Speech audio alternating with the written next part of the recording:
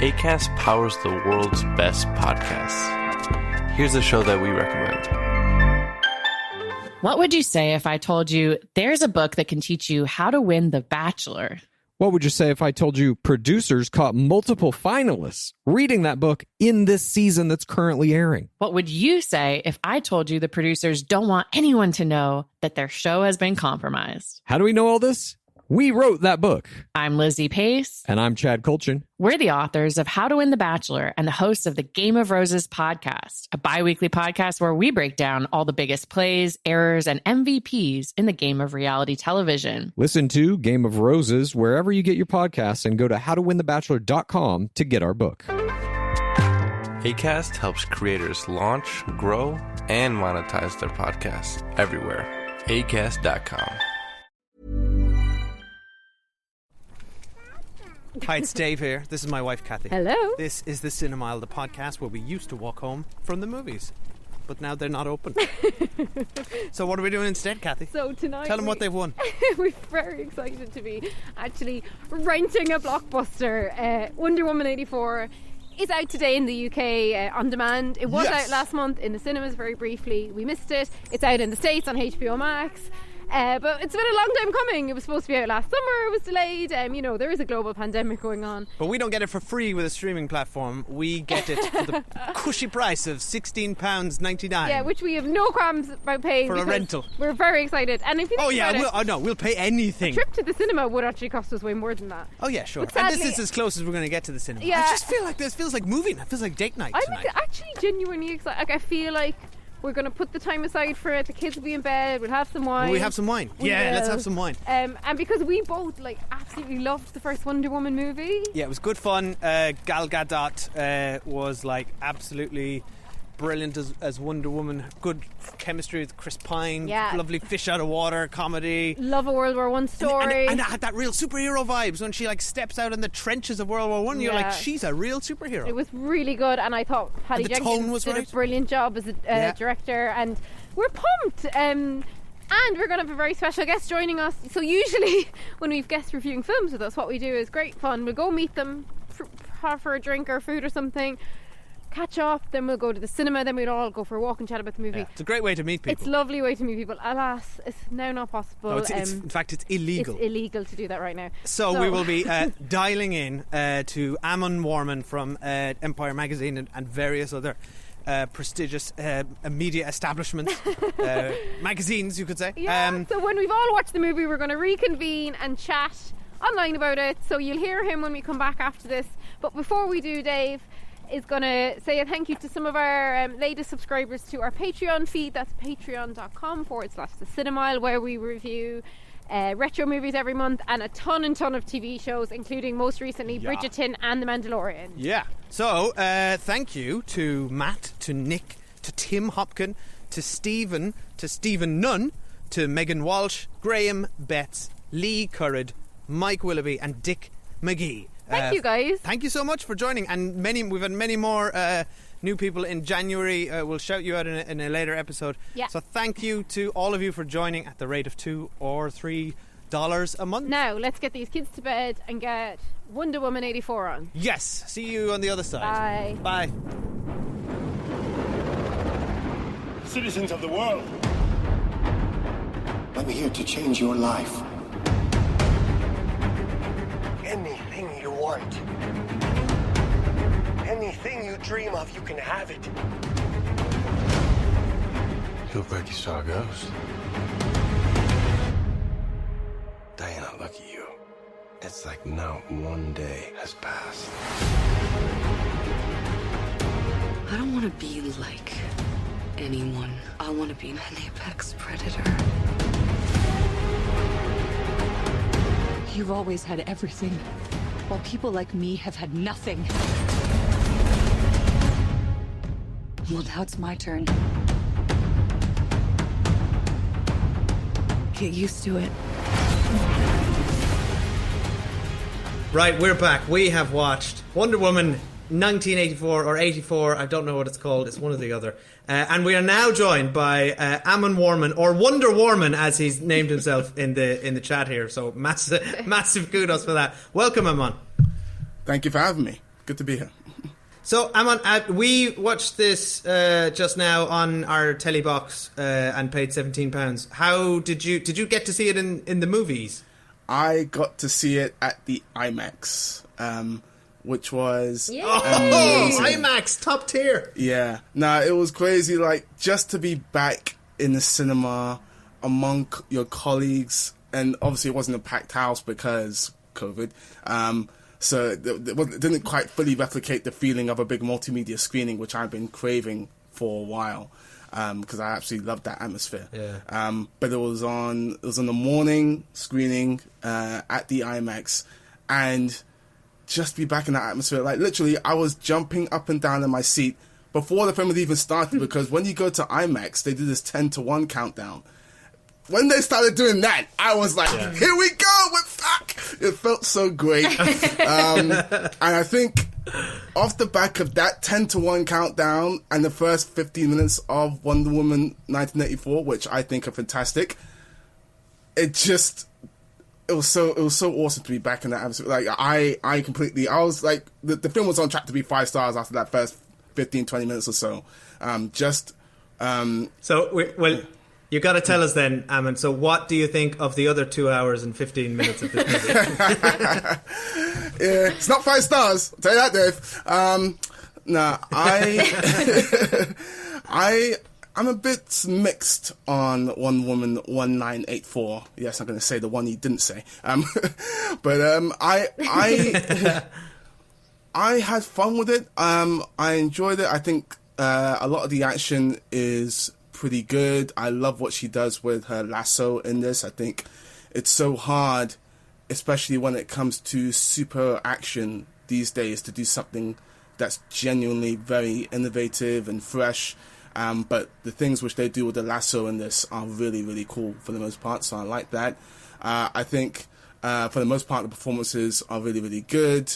I think Hans Zimmer's score is fantastic. Hans Zimmer is one of my favorite composers of all time. And his recent output, I wouldn't go as far as to say it's been hit and miss, but it hasn't really grabbed me in the way a magnificent Hans Zimmer score does. But this score is fantastic. And I made sort of a countdown list, as I do every year on at the end of every year on Twitter, of my favorite film tracks of the year, and Hans Zimmer's Wonder Woman 1984 score was included in that because it's great. But there are issues with this movie, which really, yeah, that's an understatement. There are issues with this movie, and it's a shame, because Wonder Woman 1984 was the film I was most excited to see this year. Like,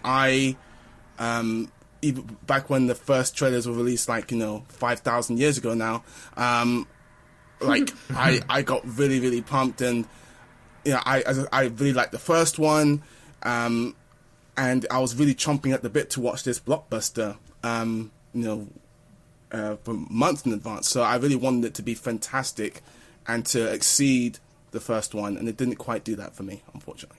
Nice one. Oh, well, Kathy, I'll throw to you then next. So, are you in the same boat? Disappointed? Well, I already know the answer. I don't know why I'm posing it like a question. Well, I'm actually very similarly to Amon. We were only watching it at home on our sofa, and we were like shivering with excitement to watch this. We were so thrilled to have a new movie. We were pumped, and we were sitting in our living room on a Wednesday night. So I can't actually imagine what it would have felt like to be in IMAX. We nearly died when we went to see Tenet last summer in the cinema. I got goosebumps you just describing the top 10 countdown thing. I was transported. Yeah, because at the end of that 10-1 countdown, they have what's the word? What's the phrase they have? I can't remember the phrase, but it's become part of the experience or be part of one, then it twists, and then the IMAX logo comes up. You've been to IMAX before, you know what it is. But it's just oh, yes, I'm back in my spiritual home. Do you know what? Good. I would pay 20 quid just to go sit in that seat and have the guy or girl come out and give the spiel about welcome to IMAX, and then just leave. That would be enough for me. I've always thought that I would be fantastic at that job. It would be a nice job. Well, yeah, it's a low bar. I was thrilled when the Sky Store rented home logo came off. That's how thrilled I was. But yeah, It's not the same. Yeah, but no, it's not the same. But I did, for sure, I agree with you on like the opening. I thought the opening was class. Yeah. I love all the stuff set like in her homeland. And I think I love Robin Wright, and like I love all that stuff. And like we're not going to do any spoilers yet, but you know, similarly to the first movie, there's a lot done in her homeland at the beginning that I really like. And I think Gal Gadot is great. I think Kristen Wiig is brilliant, right? And you see a bit of what happens to Kristen Wiig in the trailer, so I'm not spoiling anything that's not in the trailer here, but she kind of... I would say the trailer spoiled most of the movie. Well, yeah, but that's not my fault. So okay, well, just warning here, if you are sensitive to if you want to know nothing about the plot at all that's not in the trailer. Basically, there's like a bit of a Michelle Pfeiffer in Batman vibe going on with Kristen Wiig Yeah. that I loved. And also a bit of like Meryl Streep in Death Becomes Her. That's what I was getting from her, and I was living for that. So I love Kristen Wiig. After that, that's a good reference. What I was really surprised by was, because I really, really loved the first movie, I was really surprised by, I thought both the script and the story of this film were much poorer. And I looked up afterwards, and you won't believe it, Dave, but... was it written by 20 people? Well, the last one was screenplay by Alan Heinberg, but Zack Snyder worked on the story. Yeah. This time, the screenplay is by 3 people, which is always a bad sign. Patty Jenkins, Jeff Johns, and Dave Callingham, and story by Patty Jenkins and Jeff Johns. I don't know them. But isn't that so funny, because people are so down on Zack Snyder? He was involved in the last one, and Patty Jenkins... He's a producer here, isn't he? But he's not a writer. They're the only credits I noted. But yeah, I thought the script and the story were very messy. I thought Chris Pine... look like, and I actually really like Chris Pine, I think he's very attractive. They styled him in this movie like somebody's grandma who's just gotten a perm, and I don't know why. What? I was very surprised by how Chris Pine looked in this movie. What are you talking Kathy, about? I just have to I just have to interject here. Where's Chris Pine in your Chris rankings? This is very important. No, Chris Hemsworth is top, and actually Chris from Guardians of the Galaxy would have been second, except that I now know about his questionable beliefs in like being a hunter. He's a hunter. So he's gone down the bottom. What about Chris O'Dowd? Chris O'Dowd second, yeah, for sure. Yeah. And then, of course, I mean... the flag for the Irish. Yeah, right? basically, Chris, Guardians of the Galaxy's bottom, Chris Hemsworth's top. Chris Pine's hair is bad, though. Chris Pine is a handsome man, and he's very sorry, charming, and you sorry, lay off Dave, his hair. Dave, we're not done with this. Where's Chris Evans in this? Where's Captain America in this? Oh... Captain America would be third after Chris O'Dowd. Kathy, get your shit together. Right? Sort out your Chris list. Don't come to this podcast prepared next time. Hemsworth, Pine, O'Dowd, Evans? No. Hemsworth, O'Dowd, Evans, Pine. Okay. Guardians of the Galaxy one. Pratt. Wow. Pratt. Yeah. That is definitely a unique Chris list. What's your Chris list? Chris Evans and then everybody else. Obviously. No, that's the correct answer. And he's good. Chris Evans with the beard, Cap with the beard. Oh my gosh! And then it doesn't matter. I do like a beard, yeah. But yeah. Anyway, so there was a lot going wrong with it. I also I don't want to go into any more spoilers, and I'm very disappointed because I think again we saw it at home, so I'm surprised because I surprised myself at how much I liked the first one. I wasn't expecting to like it that much. And how brilliant I considered the first one, and then I'm really surprised to find this one very lackluster. Yeah, so your hopes were too high. My hopes weren't too high. My hopes were at the level that the first one gave me, which is appropriate that I would have the same hopes for the second one then. This film did not even meet it didn't meet our high expectations, but it also didn't meet our what would have been low expectations. It set the bar really low. I think I'm gonna say, look, and there's things to like in this. There's things I did like in this, but I'm gonna pick up on Kathy's reference to Michelle Pfeiffer and in Batman Returns, because I think that's a good reference, because this film to me has more in common with the DC of like the 80s and 90s, like the Tim Burton's and Joel Schumacher's of the world, than it does to Zack Snyder's.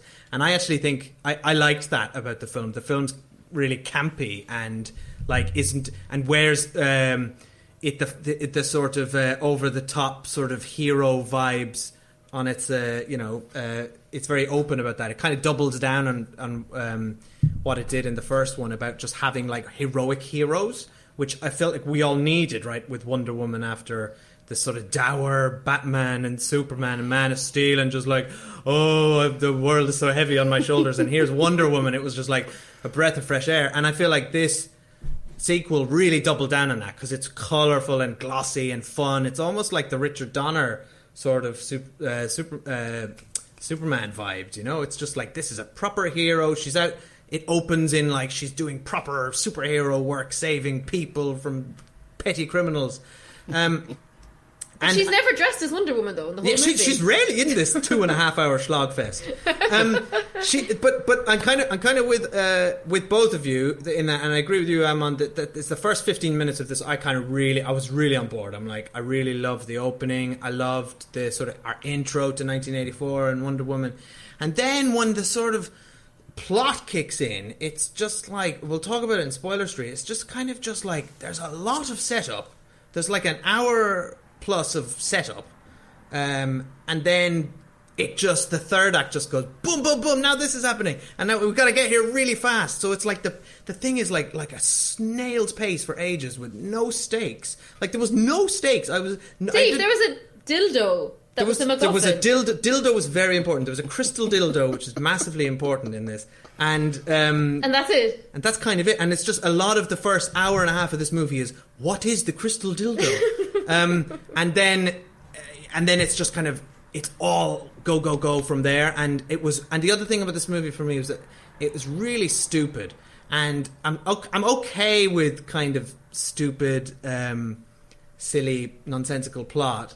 But you kind of I need something else to cling to, and there was no emotional connection here, because I thought there was, for some reason, the chemistry between Gal Gadot and Chris Pine has disappeared from the first movie, and also the comedy didn't really land. And I know that's subjective, but for me, I didn't laugh as much as I wanted to.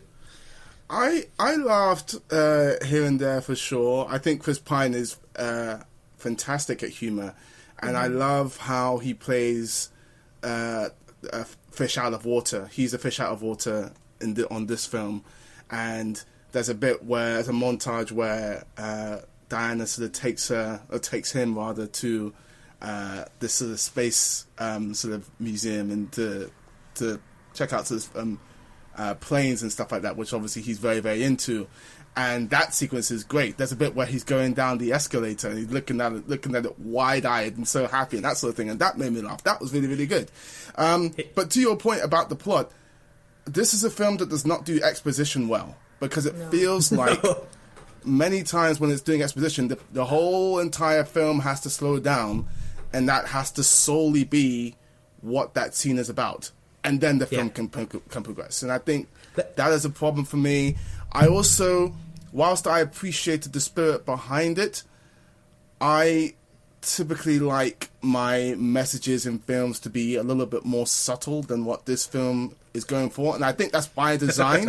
But when you're speechifying the movie's themes to me repeatedly, it loses the impact on me. And we'll get to it in the spoiler section, but the final action beats I found very underwhelming.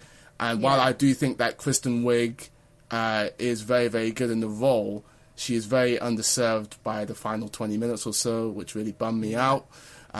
Because, and I get the whole sort of, thread of Wonder Woman beating her enemies, not through fisticuffs, but through sort of the power of words and, belief and all that sort of stuff. And I get that, and that sort of comes through, but you advertised that big Wonder Woman cheetah fight for a reason. That is a big part of what people want to come and see with these movies. And again, we'll get into more detail on it in a second, but that was my heart sank in that one, because that's something which I really wanted to see. I also think Cheetah as the origin that they give her in this movie, knowing what I know about Cheetah in the comics and where they go with that, it didn't quite work for me. I actually think this movie would have been better if they only had one villain. But there's a lot of stuff like that which has me mixed on it, which is again a big shame. Okay, well, let's hold that thought, because we are not familiar with that character, so we'd like to hear a bit about what you're referring to. Yeah, so she was completely new to us. We didn't know what was going to happen. We're not big comic people, but but let's throw to spoiler street right now. So spoiler warning now for Wonder Woman 1984. You have been warned. Let's get into the detail. So where do we want to start, guys? Because I actually got so much I want to pose as a question, because I'm confused. Oh, well, I want to know firstly, though, before, kind of less spoilery, but like, Amon, what did you think of the 1984 setting? Like, do you think it added anything to the movie? Yeah, no, I liked what they did with the 1980s setting. I liked that they sort of, clearly took that to heart in many respects, but didn't sort of belabor the point. Like, you didn't hear like a whole sort of 1980s soundtrack, for instance. But because it was still recognizably 1980s, and I did sort of enjoy the little touches that they put in regards to that. Again, that scene where Diana takes Steve on this little trip, and she sees like the break dancing in the corner and that sort of thing. That made me chuckle, and I was sort of. I mean, technically, I was born in the 80s. I'm 1989. But yeah, I'm more of a 90s kid, but it was still sort of, nice to sort of see the sort of 80s touches in there for sure. I was born the year this film is set, so it's deeply personal. Well, Ireland would have been exactly like America in 1984. It was exactly like it. It was just pictures of Ireland running through. Well, hang on, we got it. Sorry, while we're talking about Ireland and the Irish, there's a throwaway line in this movie in the montage at the end when everybody's wishes are coming true. It's like suddenly cuts to some cafe owner in what I assume to be London? Somewhere in England, who just offhandedly says, "I wish you Irish bastards would go back to where you came from." And then cut to the police showing up and rounding Irish people into vans, and I was just like, what's happening? I mean, now, it would have been peak IRA. Yeah, no, I know. But it also felt very inappropriate. And then the Irish guy goes, "Well, I wish you were dead." Yeah. It's just like I both admired their ambition that the writers at this moment were like, right, we're going to have a montage of people having wishes. Let's make this heavy. Let's get the Northern Ireland Troubles in here, the IRA. How long do we have to do this? Oh, we've got about 5-6 seconds. I'm pretty sure we can contextualize all of that very quickly. And the actor has to have red hair. He's Irish. Yeah, that was ridiculous. But I thought the 1980s setting was like, I like it, but I feel like I'm being a bit cheated, because I feel like filmmakers are like trying to make me associate it with positive things. Like, sometimes with nostalgia you feel like you're being a bit manipulated. But I also appreciate they needed to set it quite distantly from the Justice League we know now, because time must have passed for her.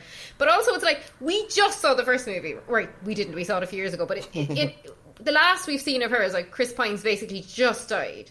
And then we see maybe 20 minutes before he's alive in this. It's like, we haven't missed him as an audience. It felt completely unearned to me when he came back. Like, I felt like nearly the whole movie she should have been pining for him. Then we finally pining for him. We finally thank you. Together. I've been Dave Corkery. Yeah, because it's like, even when she gets him, right? Like, if I was to imagine that my love Dave was dead for what? Thank God it's me. 60 years, right? You've just come back. Firstly, we'd probably spend a few days on our own together. Like, they immediately... That's what they do. They go to this dude's flat instead of her flat. I don't know why they go there.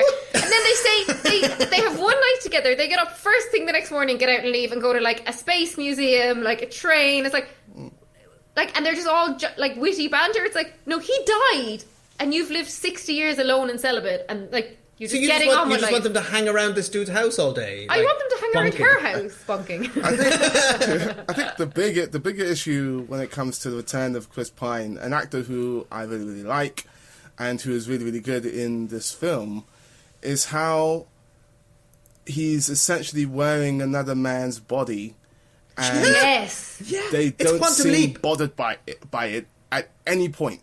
That is a problem. It is a problem. And also that guy just shows up at the end and is just like, fine. he's just like, as in, he seems to be a pretty fine, well-adjusted person, despite having either a memory of everything that's happened or complete, like, holes in his memory for several days. And, like, what there's just going to be, like, let's face it, like, there's going to be, like, loads of things in his apartment will have moved around. All his clothes will probably be out from the fashion montage. Like, that man will be screwed up for a long time. Yeah. Where was he? But I also thought, like, and I often have had this question about Quantum Leap. What's the consent here? Like, you're like having sex with his body, but Chris Pine's inside it. Like, it's actually really fucked up. Like, I don't know. Yeah. God, I appreciate they wanted to bring Chris Pine back and they're trying to figure out how to do it. But I'm on it. Do you know like, did this happen in the comics? Because it's really weird. Oh, I don't know. Not in any of the comics that I've read. So yeah, I would need to research that and give you a definitive answer. But right now, I don't know. But yeah, it is weird that it's just not addressed. Like, I can appreciate that, you know, in a comic book movie, some magical, nonsensical stuff might happen and we just have to go with it. And for a while, that's what I did kind of go with it. But to not address it is not true to the character of Wonder Woman as we understand her. She is heroic. She would, you know, address it to a point and, you know, try and figure out what is going on with that in mind, rather than trying to figure out what is going on just in pertaining to whether or not she's going to lose her love again. So that was a problem. Exactly. The Wonder Woman I know would bring that man back to her own apartment to bonk him and not go to his apartment. It's not the heroic move. But you're right. Yeah, she'd no moral question. Like, she just undid her wish so that Pedro Pascal wouldn't win. She didn't undo her, or so that she get her own strength back. She didn't undo the wish because she was like, we've stolen this man's life from him. I heard that. Yeah, well, look, I think we could talk about this forever, but let's move on. The on the subject of the wishes, right? I had this problem with a few things in this movie. It doesn't really establish any rules, and so to your point about sort of magic, I'm kind of okay. I'll go along with magic, right? So I'm like, yeah, fine. It's wishes, it's magic, it's fine. But I'm like, then Pedro Pascal starts going, give me, you know, he turns himself into the stone, which I thought was a baller wish. I was like, nice, didn't see that coming. I was like, this is cool. And then he starts just going around saying, go on, what do you wish for? Say something, I want your wishes. And he's like just this hungry genie looking for wishes. And but then he's like doing the thing where he just starts to add like addendums onto their wishes. He's like, so the oil guy, right, goes, you know, oh, I wish you all the success. I wish you had all the oil. And he's like, thank you. And he's like, and I'll also take all your security team. And I'll take this ashtray. And it's just like, but wait, you're making wishes now? I don't understand. And towards the end then, it's very much like, yes, but also when you give a wish, when you make a wish, it takes something from you. And I'm like, so wait, you're adding this in now with 20 minutes to go, and that's what he's been doing the whole time. And then suddenly everyone knows to renounce their wishes, as if and Wonder Woman very explicitly, Diana just like, there's no mention of this in any of the Mayan shaman text that they stumble on in the third act from a guy who has a leaflet. The guy with the flyer explained it. That's also another problem of this film. That's bad screenwriting. That's just sorry, go on. Not as a bad screenwriting, but when it comes to representation in this film and stereotypes, this film is not good. And I believe that the guy who's playing the mind, they just like had a guy with like dreadlocks there, and honestly, that conversation could take up a whole nother podcast, but it's not good. There's definitely some things which people did not think about the way they should have for this movie. And given everything that this movie does do for representation, that's a shame that, you know, more attention wasn't paid to stuff like that. Mm-hmm. Yeah, that smacks of laziness. And I mean, that whole... The casting, but that scene itself smacks of laziness. It's just like, we need to get from here to there. So literally this happens. Like Kristen Wiig's just like, hey, I'm out of ideas, but I found a leaflet. And then it just happens to be the guy. And there's no mention in that book of like, you need to renounce your wish. But she knows that, she just says it out loud. as if it's, you know, I renounce my wish, as if she knows that's going to work. And it does work. Yeah. But I'm just like, and she doesn't even check that Chris Pine is gone, and the wish is, she just, do you know what I mean? She's running away from That's what him. I mean. They're good, like Chris Pine and her, like supposedly back together after like 70 years, albeit it's been mere moments to him. She has like very obviously been celibate and alone for 70 years, and then it's like she just says goodbye to him and walks away. Like, I didn't even cry. Like, I'd cry at anything. There was no weight in their goodbye, and I almost feel like they shouldn't. I appreciate they want to bring Chris Pine back. He's brilliant. He's a movie star. He actually shouldn't have been in this movie because it was so wasted. I feel like if we'd waited and in the next Justice League movie or in the next Wonder Woman movie, they finally got him back and we had seen her really missing him. Yeah. It would have meant something to me, but it meant nothing to me. And like the first day they're back together, they're doing the silly fashion montages, and it's like I didn't feel it, even though I laughed at some of it, and it's like. But I'm interested to know what you think, Amon. Like, I know you mentioned like the big set piece at the end, because from home it looks really, really hokey, and like on our relatively small TV, Kristen Wiig looked like she just looked very badly CGI'd when she became like the full cheetah. It looked bad on an IMAX screen too, as well, Kathy. My goodness.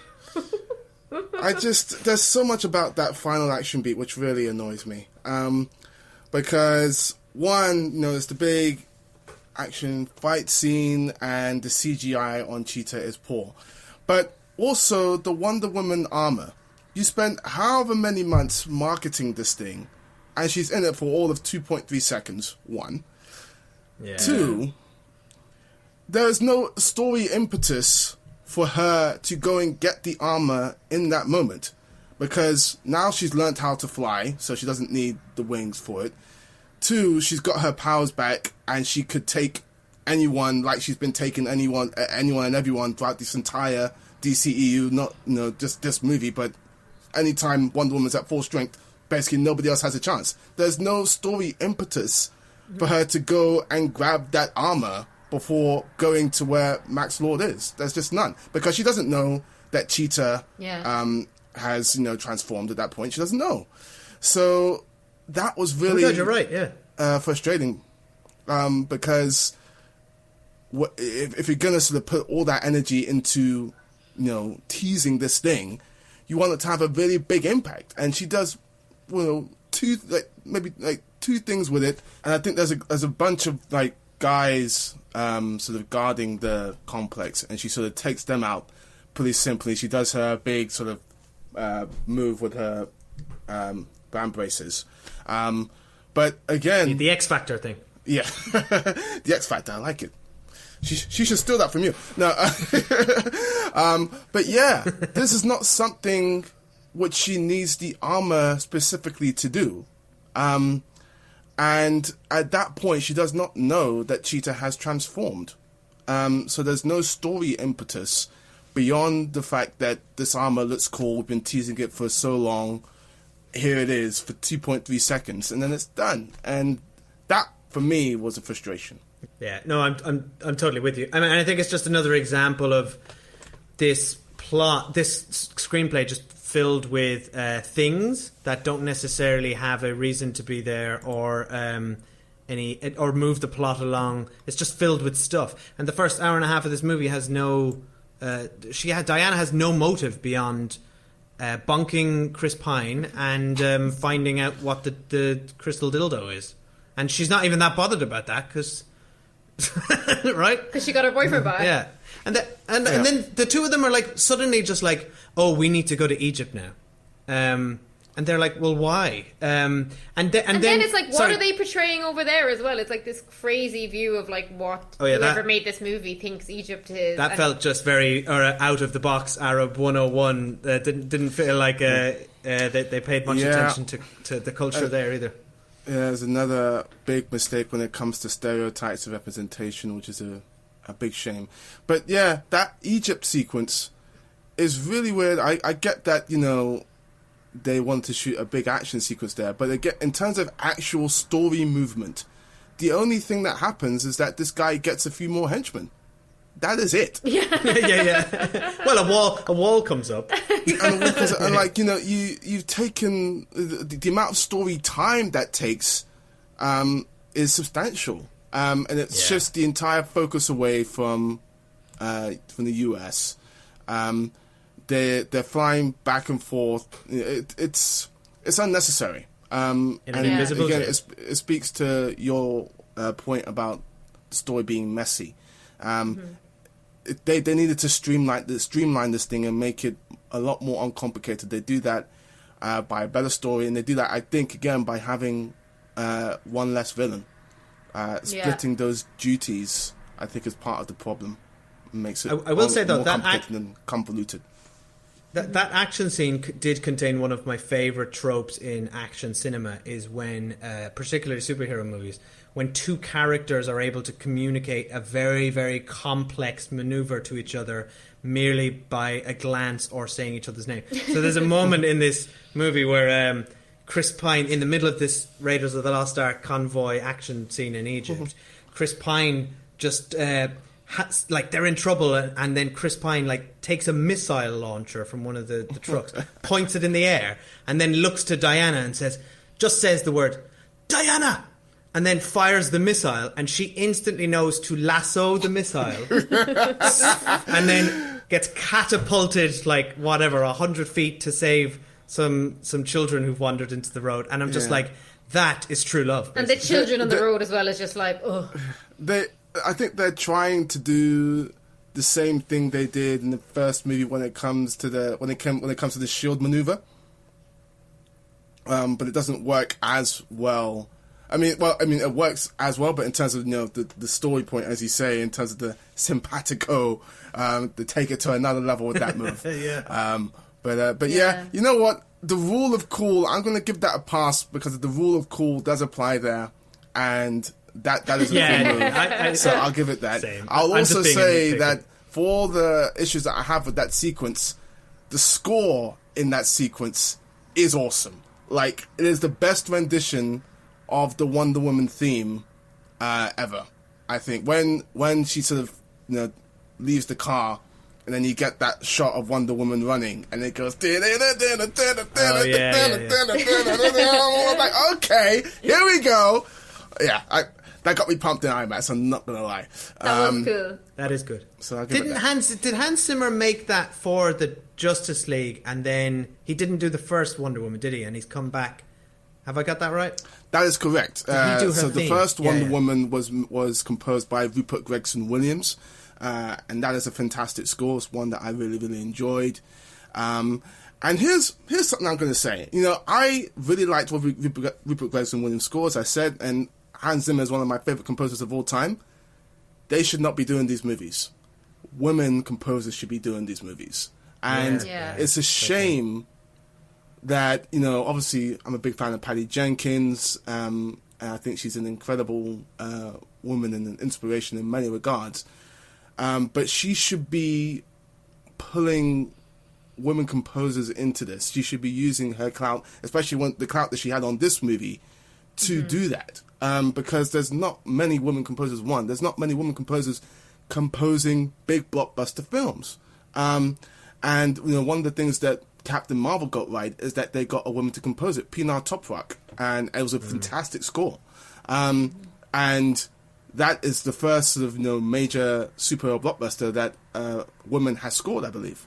We should not still be having those kinds of firsts in 2021. And it's a shame that this landmark movie, the biggest women superhero in the world, has not had that same representation, at least in the composer field across either movie. I think that's a shame. Yeah. Good Plus, point. as good as Hans Zimmer is, it does feel like Hans Zimmer is scoring every movie that comes out now. I mean, Personally, I'll say this: there has been a backlog of stuff, so I'll give it that. But my goodness, he's got this, he's got June, he's got No Time to Die, he's got Space Jam 2. He's got everything. Space Jam 2.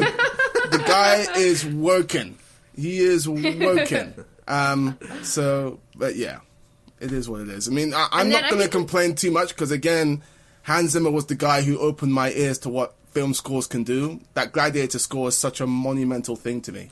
Man, it was on Channel 5 the other night, and I just sat down flicking past, and I watched the whole thing because that score is beautiful. That's top tier. It's my favorite score of all time.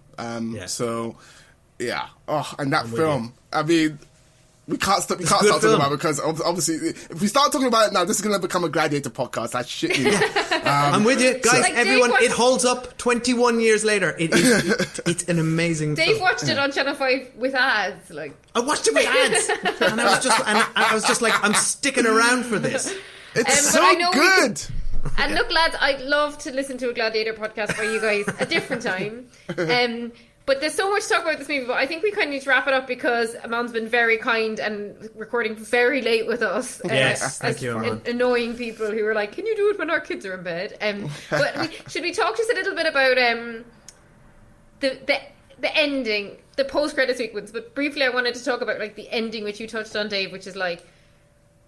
the monologue, the truth monologue. She bumps in. No, I'm not even going to go there. The scene with her and Pedro Pascal was just a fucking mess when she's talking to TV and everyone in the world's listening, and he's like, son is talking to him, and it was just. It actually doesn't warrant speaking about how bad that scene was. Quick note. Can I just say one thing on it? I'd have loved to see it in IMAX because I imagine it looked shocking. I presume, Amon, that's what you were referring to earlier when you were talking about the theme of the movie being delivered in dialogue. Yeah, I mean, you're. Exactly, and we're like, who's she talking to? But also, the dialogue was really made little sense, I thought, and I just couldn't stop thinking about the people receiving that message. So you're just in your kitchen, like listening to the radio or watching TV or whatever. Then this dude comes on and says, you can have anything you want, and you just offhandedly say, "Jeez, I wish I had a really sharper knife right now." And then it's just like, "Oh, there it is." And then 2 minutes later, this woman with a strange accent comes on and starts like harping on for about 1.5 minutes about like truth and the real thing. And then suddenly I go, "I renounce my wish." Yes. Like, what? That's exactly right. It's a tricky thing because I do appreciate the fact that Wonder Woman doesn't typically solve problems with her fists, and that's something that we need more of in superhero media, especially in the DCEU. But I just prefer my messaging in movies to be more subtle, and while I do appreciate the sincerity and the heart behind that message and behind that scene, and it's honestly too hard. It's honestly hard to stay too mad at the movie, which has that level of sincerity, especially after the 4 years we've just had. By the way, the Trump-esque ways they the Trump, homages they are doing in this film, signaling, who this guy is meant to be, doing. It's very on the nose, my goodness. But yeah, like, it's hard to stay too mad at a movie which is that sincere. But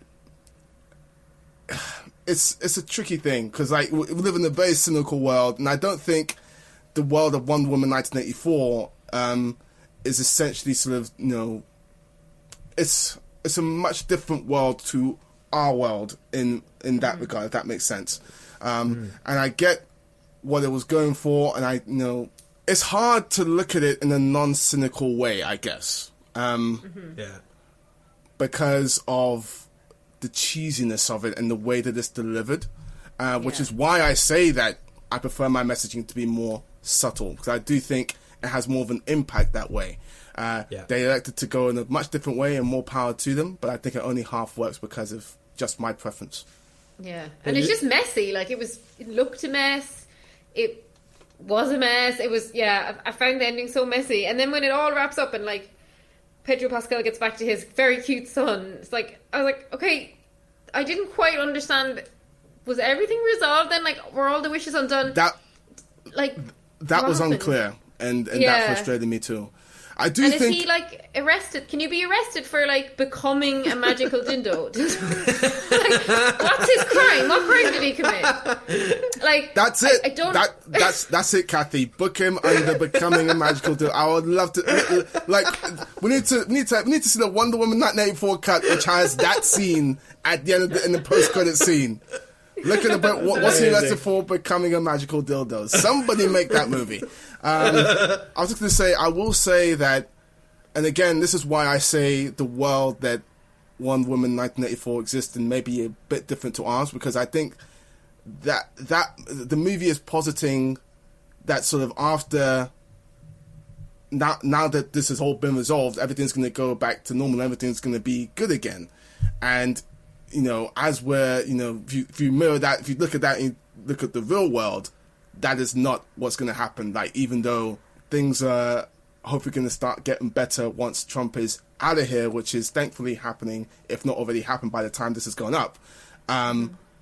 What he has stoked over the past 4 years is not going to go away anytime soon. Yeah. This is not just like, things happen, things get better and everything's fine again. This is not that in the real world. And I think that is sort of the message that Wonder Woman 1984 is trying to parrot, which leads me to believe that the world that the movie is taking place in is much, much, much different from ours, even though there are, of course, similarities. If that makes sense. Unless Trump renounces his wish on the way out. I mean, there would be a lot if he truly stood up and asked for forgiveness and renounced his sins. It will never happen. And then right at the end, it's like suddenly, I don't know if you've seen Christmas on the Square, the Dolly Parton movie, but it suddenly turned into Christmas on the Square, like beat by beat. Oh yeah. It's just suddenly she's just like, oh yeah. So the theme of the movie, Diana's arc is like basically she needs to learn to love again. Yeah, Chris Pine lets her go and she needs to live life, because the opening of the movie is her eating alone and looking very sad, and then the end of this movie is her still being alone but looking happy and staring at children in the snow. And at men that she's had sex with, but they don't remember that they had sex with her. Oh God, you're right, it's so creepy. But anyway, on the Square, it's like there's an old kind of lady beggar and people are around her, and then the way the set's done is like beat by beat the end of Christmas on the Square, which astounded me. Yeah. But then the post-credits scene, in fairness to it, I did like to see. I love Linda Carter, so I was really pleased about that. That was fun. And the fact that she had been the woman that they very offhandedly talked about, and I wish they spent a bit more time talking about the original warrior who came to Earth and remained hidden. Mm-hmm. That was cool. And the armor's hers. But they could have done more with that. I imagine they're going to do more of that in Wonder Woman 3, which has been fast-tracked by Warner Brothers. But I think people, the point we're trying to make here is that this movie was good, but it could have been better. Yeah, exactly. Yeah, exactly. It's disappointing. I think, and I've been very negative, but largely I just like to. I have fun picking apart but stuff. It's just middle of the road, and the problem is it shouldn't have been, because it was the shining beacon of the DC universe, and they blew that now. I'll be very cautious going into the next movie. I'll still go, but exactly, they've blown it for me a bit, and I think we all just they were on a pedestal. We all wanted this movie to be better, right? And they had enough time. I mean, the release was continually delayed. You could have fixed some of this in the edit.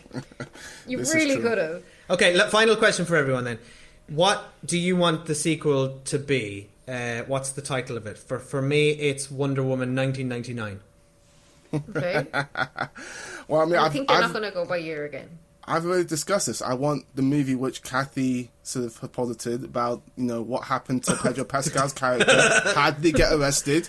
Let's see that movie. Dildo. You want the dildo trial. You want the whole. It's a courtroom drama. A few good dildos. Magic is happening in this podcast right now. Warner Brothers, are you listening? Pay us our monies. Make this movie. That sounds awesome. I just wanted to be Diana. I don't want Chris Pine back again, and I really love the actor, but he's not coming back. He adds nothing. Well, they would undo her whole arc in this movie. But it pisses me off. I know I keep banging on about it, but I actually feel like they brought Chris Pine back in because of that age-old lie that a woman can't lead a movie, and they felt like we can't do this without Chris Pine. It pissed me off. Next time, I just want Linda Carter and Gal Gadot, and just rocking it out together. I will say this: this is part of the reason why I think I love the Themyscira bits in both this movie and the last movie, but Wonder Woman should be interacting with more women in these films. And if they can figure out a way to get her back to Themyscira, or to have more Themyscirians come and join her in the real world, I think that would make a boatload of difference to the quality of the movie. That'd be amazing. And I think Patty Jenkins don't write it. Because one of the things which we don't have time to get into now, but one of the things which bothered me about the movie as well is that in making so much of Diana's sort of screen time about being with Steve, we don't really get enough of just Diana herself and developing that character on her lonesome without Steve helping her out at every turn, not only in this movie, but also in the last movie as well.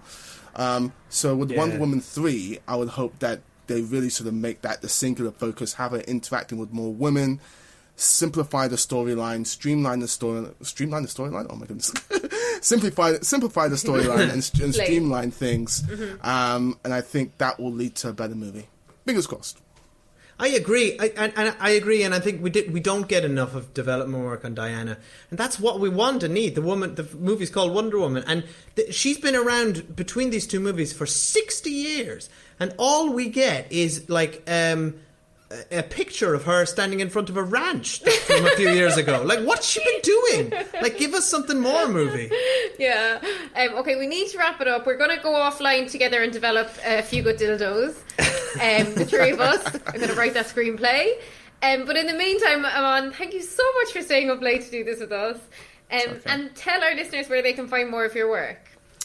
Yeah, so I'm on Twitter at @Warmann. You can follow me there and find all my work there. I am a contributing editor at Empire Magazine. I'm also a monthly columnist at Empire Magazine, so you can read all my work there. The next issue of Empire Magazine may already be out by the time this comes out, but it is, and you can't miss. Like, we've got 40 amazing, famous people to jot down their amazing cinema experiences, and I can't wait to read that. Like, we've got the likes of Chris Evans, Edgar Wright, Daisy Ridley. There's some, like, if you look at the newsstand cover, which is amazing, the artwork is amazing. Then you get a flavour of who's going to be in there. It's amazing. I've got a big feature there in this issue of magazine called, for Judas and the Black Messiah, which is a film that everyone should be really excited to see. It's fantastic, and I spoke to the director Shaka King and Keith Stanfield for that. And I got a couple of other bits and bobs in there as well. And yeah, if you follow me on Twitter at @Warmann, I'll be posting all the good stuff. So you can just do that. Cool. And weren't you just like casually on a Zoom with Viola Davis the other night? Yeah, she's my bestie. You know, we exchanged numbers. I was so jealous when I saw that.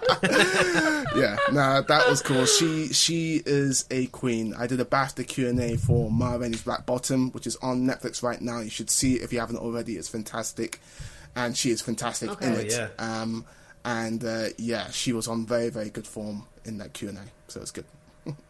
That's amazing. And then you have to do this. I'm sorry, such a fall from grace. But next time, hopefully, we'll see you in person. We'll actually go for a walk, go for a drink, go for a movie, do it the right way. I want that voucher. So thank you. Oh, yes, we definitely owe you a voucher. We owe you a very strong drink. One free drink and extended dildo chat, courtesy of the cinema. Okay. Can't say no to that. Thank you so much. Oh, and we need to say for anyone who hasn't already done so, if you haven't already rated us and subscribed to us wherever you listen to podcasts, please do. And we're on all the social medias at The Cinema. Yes. Thanks, guys. Thanks for listening, and thanks, Amon. Bye.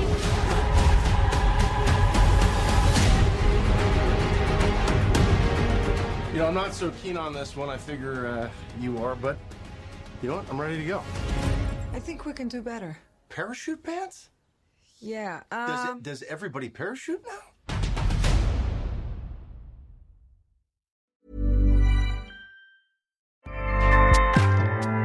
Acast powers the world's best podcasts. Here's a show that we recommend.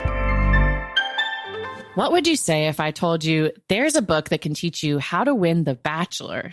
What would you say if I told you producers caught multiple finalists reading that book in this season that's currently airing? What would you say if I told you the producers don't want anyone to know that their show has been compromised? How do we know all this?